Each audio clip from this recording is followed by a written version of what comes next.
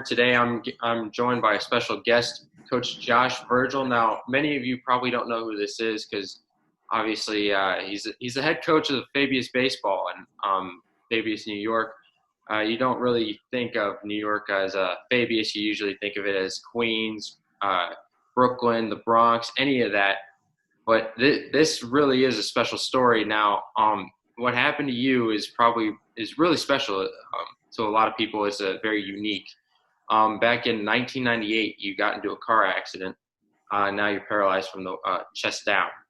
But now you're still, even with that, even with this condition where you're not really able to move that much, you're still coaching baseball. I mean, I think it's amazing. And not only that, you're also a motivational speaker. So could you tell me, like, how that kind of shaped your life, that accident kind of shaped your life? Well, before my accident, I wasn't doing too great in life.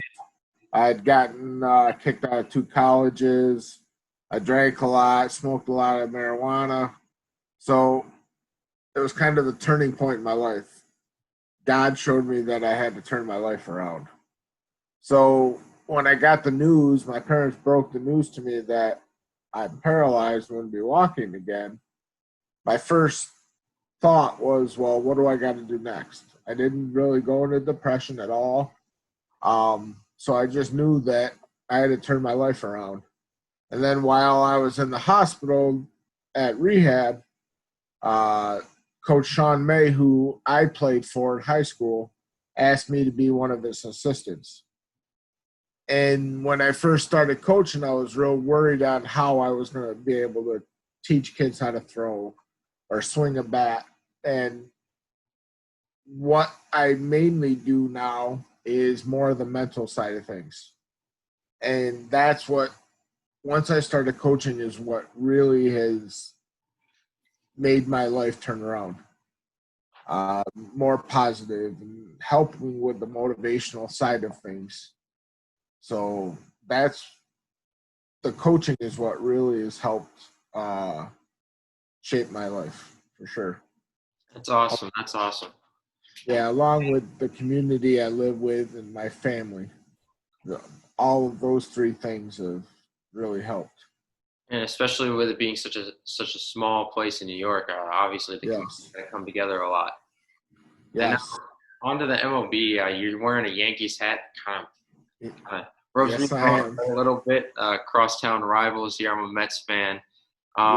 But what's your kind of current take on the MLB situation, and who do you think is to blame for the lack of a season?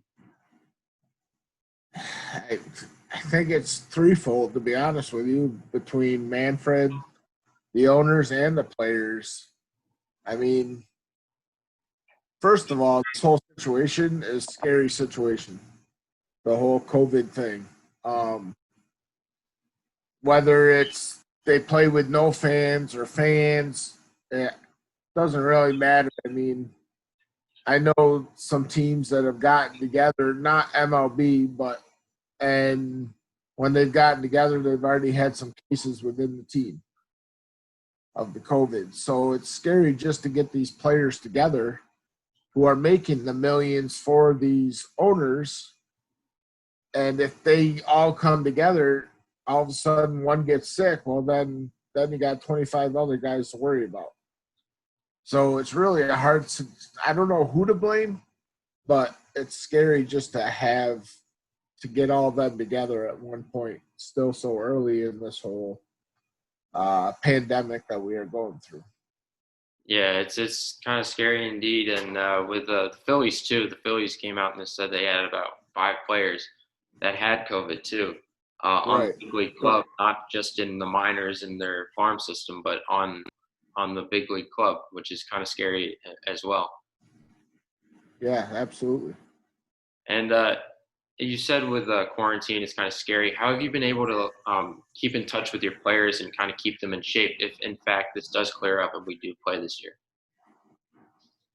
Well, I know our baseball season is pretty much shot up here, but I also do soccer and basketball. And the guy that I coach soccer with, he's already set up he's got an email chain with all the players, and he set up individual training sessions for them to go through, and for them to video themselves doing it so he can keep track of them. So that's fun to watch, those kids still working at it and trying to do what they can do to get better. So hopefully we can get in the right step this fall.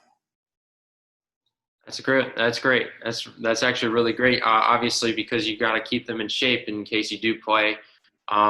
Especially not just with baseball. With baseball, you said pretty much being shot. You also got basketball and volleyball to worry, or soccer to worry about. So that's really great that you guys are keeping them in shape.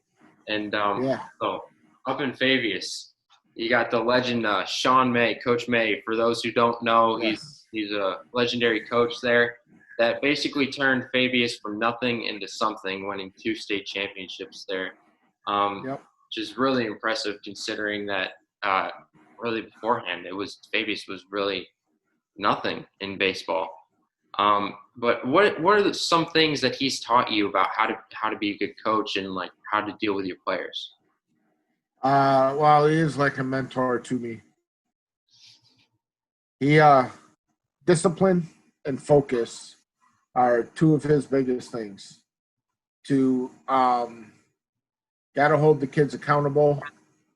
That's one big thing. And let the kids lead let them be the leaders. What he's always done is the seniors are, no matter how many of them there are, they're the captains of the team. Usually you see teams that have like 2 captains. Well, he lets the seniors be the captains. They're all, however many of them there are, they lead the stretching. They take control of different different drills that we do. They run a lot of the things, and then he's always right there to pick up on whatever kind of discipline needs to be done. And also, my father was one of your assistant coaches too. On a scale of 1 to 10, how annoying was he as a coach? Oh, a 10's not high enough, man. 10 is not high enough. He could definitely go a whole lot higher with him. But at the same aspect, it was a lot of fun battering back and forth with him, that's for sure. He was an easy target, a really easy target. And he's a lot easier now too. Oh yeah, yeah, I know that for sure. Now, with your situation, obviously it's not been easy to be a coach. What is the biggest obstacle that you've had to overcome as a coach? Well, it's more. At first, like I said, I couldn't teach the kids how to throw. Couldn't teach the kids how to swing a bat. But the first few days, I realized, like, I picked right up on Coach May's philosophy on letting the older kids, the seniors, be the leaders. So if I saw a freshman or a sophomore that wasn't throwing properly or wasn't hitting properly, I would call over a senior and have them, even though I would describe it and explain it, they would still show the kid how to do it. But my biggest obstacle that I've had to come through out of my 22 years of coaching is when I first started coaching back in 99, I had just graduated from high school in 96.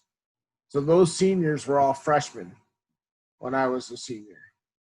And then like the juniors were 8th grade and so on and so forth. So they all knew me as Josh before the accident. But as time went on, obviously the kids now weren't even born yet.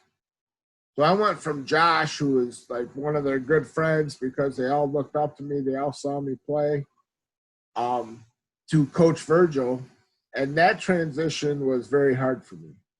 I went from being a buddy to hang out, have a good time with, to now I'm more the level of a head coach where they're afraid to do stuff, say stuff around me or things like that. So that was my biggest obstacle I had to go through. that took me a little while in that transition. Now, now I've got used to it, and the kids are actually.